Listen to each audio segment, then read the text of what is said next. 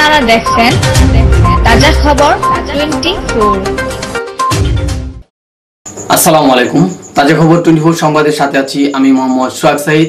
নরসিংদী রায়পুরা উপজেলায় বিশ্ব পরিবেশ দিবস উপলক্ষে সবুজ আন্দোলন আলোচনা সভা ও বৃক্ষরোপণ অনুষ্ঠিত হয়। আমাদের প্রতিনিধি জাকির ভুঁইয়ার পাঠানো ভিডিও চিত্রে এবার দেখুন বিস্তারিত। 6 জুন রবিবার উপজেলা পরিষদ হলরুমে অনুষ্ঠিত আলোচনা সভায় সবুজ আন্দোলন ফাউন্ডেশনের কেন্দ্রীয় কমিটির যুগ্ম সাধারণ সম্পাদক মোহাম্মদ মোস্তফা খানের সভাপতিত্বে প্রধান অতিথি হিসেবে উপস্থিত ছিলেন উপজেলা পরিষদের চেয়ারম্যান বীর মুক্তিযোদ্ধা আব্দুস সাদেক। সবুজ আন্দোলন ফাউন্ডেশনের উপজেলা আহ্বায়ক কমিটির যুগ্ম আহ্বায়ক এ.কে.এম. সেলিমের সঞ্চালনায় আলোচনা সভায় বক্তব্য রাখেন পৌরসভা মেয়র জামাল মোল্লা, সবুজ আন্দোলন কেন্দ্রীয় কমিটির সভাপতি অ্যাডভোকেট আবু বক্কর সিদ্দিক, সহসভাপতি ডক্টর মোয়াজ্জেম হোসেন, রহিমা হক চেতনা বিকাশ মহিলা কলেজের অধ্যক্ষ ডক্টর সফিউল আজম কাঞ্চন, উপজেলা কৃষি কর্মকর্তা বনিয়ামিন খান, প্রাণী সম্পদ কর্মকর্তা আজহারুল আলম, রায়পুরা প্রেস ক্লাবের সাধারণ সম্পাদক এম নুরুদ্দিন আহমেদ, যুগ্ম সাধারণ সম্পাদক ও তাজা খবর 24-এর স্বত্বাধিকারী ফরিদ মিয়া, সবুজ আন্দোলন রায়পুরা উপজেলা শাখার আহ্বায়ক মোহাম্মদ শাখাউত হোসেন সহ আরও অনেকে।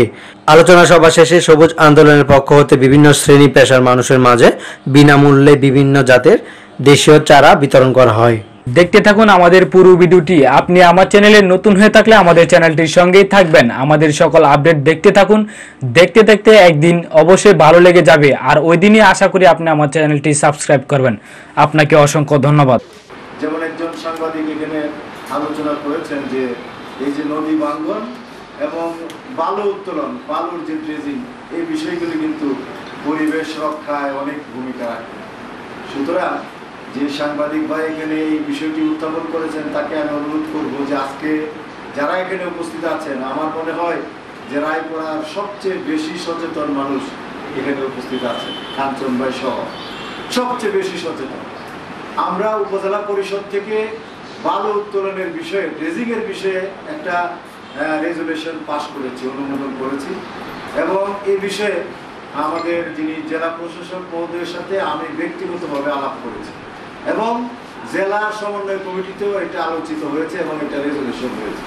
সুতরাং আমার মনে হয় যে সাংবাদিক ভাইরা যদি আপনারা একটু জেলাতে নক করেন তাহলে আমাদের এই বালু উত্তোলনের বিষয়টি কিন্তু অনেকটা ইনশাল্লাহ কমে আসবে। বৃক্ষরোপণের বিষয়টি আমাদের যিনি প্রধানমন্ত্রী, মাননীয় প্রধানমন্ত্রী, উনি এমন কোনো সেক্টর নাই যে সেক্টরে উনি হাত না দেন নাই।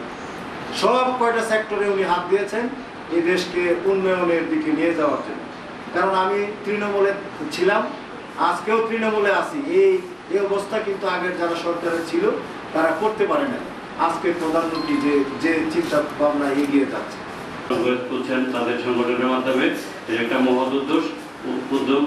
আমরা সবাই মনে করি পানির অপর নাম জীবন। আসলে অক্সিজেন ছাড়া আমরা কিন্তু এক মিনিটও বাঁচতে পারি না। এই অক্সিজেন দেয়া হয়েছে সবুজ গাছপালা।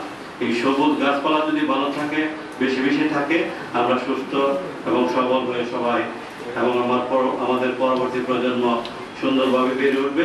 এই জন্য তাদের আন্দোলনকে আমরা পৌরসভা এবং রায়পুরার পক্ষ থেকে সাধুবাদ জানাই, কৃতজ্ঞতা জানাই এত সুন্দর আয়োজনের জন্য, আমাকে দাওয়াত দেওয়ার জন্য। আজকে এই অনুষ্ঠানের শুভ উদ্বোধন ঘোষণা করছি। আপনি যদি একটি গাছ রোপণ করেন, যদি 5 টাকা দিয়ে একটি গাছ রোপণ করে, তাহলে বিশ্ববাসীর উপকার কল্যাণ করতে পারেন। আমি মাননীয় প্রধানমন্ত্রীকে বলবো যাতে বাংলাদেশে একটি নির্দিষ্ট দিনে গাছ রোপণ বা গাছের চারা রোপণ একটা দিবস উদযাপন করা হয়, যেখানে প্রত্যেক ব্যক্তি যাতে প্রত্যেকটি মানুষ একটি করে গাছ রোপণ করে। যদি 16 কোটি মানুষ একটি করে গাছ রোপণ করে তাহলে 16 কোটি গাছ রোপণ করা সম্ভব শুধু একদিনে। আর যদি 2টি করে গাছ লাগায় তাহলে 32 কোটি গাছ লাগানো সম্ভব শুধু একদিনে। সিলেটের এই পাহাড়গুলি কাটার কারণে অতিরিক্ত ভূমিকম্প শুরু হয়েছে। এমনভাবে যদি আজকে পরিবেশ দূষণের জন্য যে কাজগুলি হচ্ছে এটি যদি আজকে বন্ধ না করা হয় তাহলে আমাদের দেশ আসলে সত্যিকার অর্থে হুমকির মুখে পড়ে যাবে।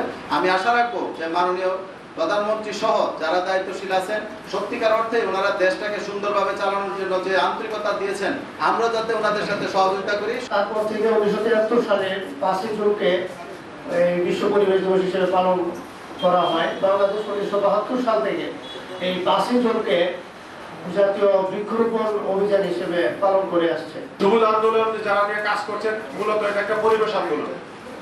পরিবেশ আন্দোলন প্রতি সবুজ আন্দোলন। পরিবেশ দূষণ কিভাবে হচ্ছে, যেভাবে পরিবেশ দূষণ হচ্ছে বাংলাদেশ এবং আন্তর্জাতিক মহলে যেভাবে পরিবেশ দূষণ হচ্ছে, এইসব পরিবেশ দূষণের বিপক্ষে আমাদের কার্যক্রম, পরিবেশ রক্ষা করার জন্য আমাদের কার্যক্রম। যার যেখানে যতটুকু গাছ আছে ততটুকু গাছ লাগান, পরিবেশ বাঁচান। কিন্তু আমরা কই? আমরা গাছ কাটাই ব্যস্ত, সুন্দরবনে গাছ কাটাই ব্যস্ত, ঝগড়াঝাটিতে গাছ কাটাই ব্যস্ত। আমাদের খালি নানান অসামাজিক কার্যকলাপে আমরা ব্যস্ত থাকি, নদী দূষণে আমরা ব্যস্ত, বালু উত্তোলনে আমরা ব্যস্ত, নদী দখল করার জন্য ব্যস্ত, অপরের জায়গা দখল করা ব্যস্ত। এগুলি সামাজিক ব্যাধি, এগুলিকে দূর করতে হবে আমাদের এই সবুজ আন্দোলনের মধ্য দিয়ে। অতিবৃষ্টি অনাবৃষ্টি দুইটাই কিন্তু পরিবেশের বিরূপ প্রভাব, যার কারণে আমাদের যারা অতিবৃষ্টির কারণে কৃষক ক্ষতি হয়, অনাবৃষ্টির কারণে কৃষক ক্ষতি হয়। আমরা যদি এই বছর এবং গত 2-4 বছরের কম্পেয়ার করি তাহলে দেখতে পাবো অতিবৃষ্টির কারণে হয়তো আমাদের ফসল নষ্ট হয়েছে, না হলে অনাবৃষ্টির কারণে বিশেষ করে এই বছর অনেক ফসলের ক্ষতি হয়েছে, অনেক কৃষকের ক্ষতি হয়েছে। তো এই বিষয়টা হচ্ছে আমাদের পরিবেশের বিরূপ প্রতিক্রিয়ার কারণে।